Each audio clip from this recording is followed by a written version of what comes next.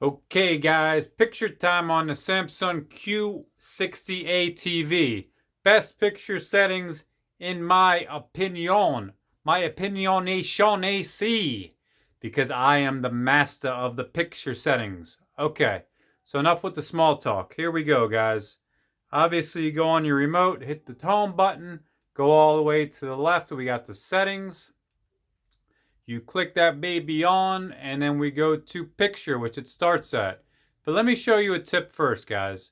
Let's actually go all the way into the general at 10 hut, and we go to power and energy saving, because you can do all the picture settings in the world, but if you do not know about this, you will be disappointed. So what you have to do, guys, is the brightness reduction. It says reduce power consumption by adjusting brightness settings. See when that's on, look how dark your screen just got. And now when it's off, it gets lighter. And I know the camera isn't really showing the true difference, but trust me, it's a huge difference from when it's on to when it's off. So take that off, and then you go back into picture time settings, and we will show you what the best is.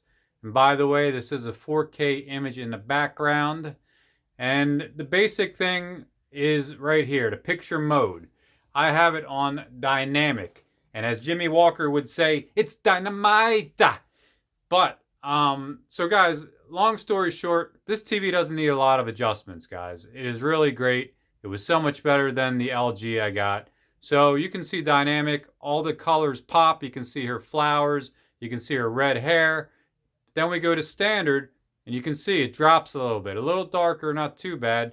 Then we go to natural, and now it looks like she has a black eye, or maybe she's a dead shot, you know, where half her face is in a mask or something. Then we go to movie.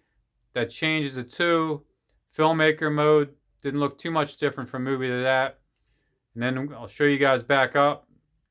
Getting pretty dark there. Standard, not too bad. Dynamic makes all the colors in the background pop. All the flowers, all the colors make nice and vibrant.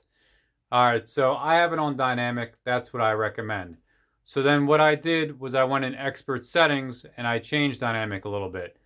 And I don't have the default settings on. These are my adjustments, although some are still default. So we got the brightness and the contrast at 50. And I actually think that that's where it started at. Now the sharpness, I went up too. I like things nice, sharp, and crispy. So you can see if we go all the way to the left, you know, it's not as clear. We go to the right, it gets clear. If we go too much, then it actually gets distorted a little bit. So I like it at 14. Now the color, set at 30, that's what it comes at. 30 is not bad. If you don't adjust the other settings that I'm teaching you, then 30 will make things look too red. And like talk shows, like Jimmy Fallon, for example, those kind of things look very red to start because of the stage lighting, and Jimmy wears a lot of makeup. That's a little trick in case you guys didn't know. They give him a little treat with the makeup. So don't always judge it on the talk shows, judge it on a variety. But you can see the higher we go, the more red her face gets. So that is a factor. But you don't want to go too low because then you can see the colors kind of make, you know, they look washed out. They look too white.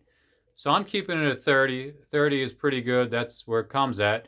But what I had to do was I had to lower the tint because it was too red, especially on other shows. I think in general, Harley Quinn here, she's kind of got the zombie look, which I kind of like, you know, which means people's skins are a little whiter. But on normal people, if you actually make it even, and then you start to go in the R's, you can see her face gets a little red. So if anything, you got to keep it balanced, but I actually go down 5. And that's it for those settings.